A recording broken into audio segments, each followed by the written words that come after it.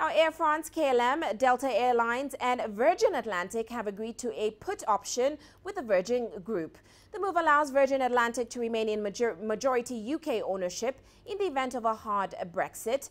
Richard Branson's Virgin Group says it will sell a 31% stake in Virgin Atlantic to Air France-KLM, reducing its stake to 20%. US carrier Delta remains the largest shareholder with a 49% stake. Now, at present, Virgin Atlantic must be majority owned by EU investors to retain its operating rights as a European carrier. But it is not clear what ownership rules will look like after Britain's exit from the European Union. Air France-KLM will remain EU majority owned, even if UK shareholdings become non-EU after Brexit. Well, let's go live to Richard Bestick in London. Richard, as always, welcome to the show. Now, what's the logic behind this blockbuster deal?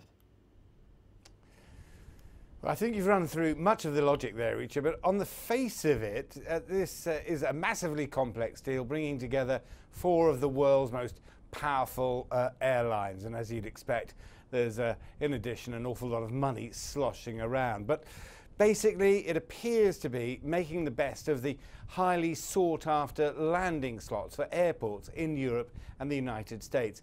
It also appears to be following a trend in the highly competitive airlines industry. Delta and Virgin have had a really close working relationship for 5 years, since Delta bought into 49% of Virgin Atlantic in 2013. Air France and KLM merged in 2002. Now, all four are coming together in part. Delta buying into Air France-KLM for $440 million, and Air France-KLM buying into Virgin for $287 million. So Richard Branson becomes an even richer man, I think. It's a formidable new force with long-term goals, according to the boss at Air France-KLM, Jean-Marc Janelac, with China apparently very much in their plans. Have a listen to his words. With Delta and Virgin Atlantic, we are going to build on the largest and most profitable market, a long-term, 15 years, alliance between Europe and the leading alliance between the United States and Europe.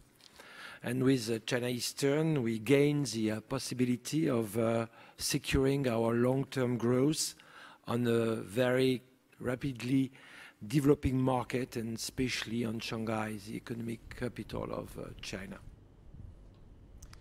Now, Richard, to Air what France-KLM extent... boss Jean-Marc Go ahead. Janelac.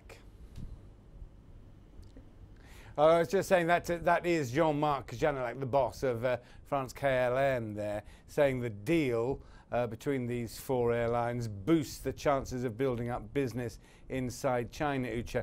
The implication being that economic muscle comes through having powerful friends like Virgin and Delta. He does, though, as you might expect, suggest the deal will make life easier for travellers with a greater number of connections available around the world. Ucha. Well, Richard, unfortunately, we have to leave it there, but many thanks for your insights. Richard Bestick joining us there in London.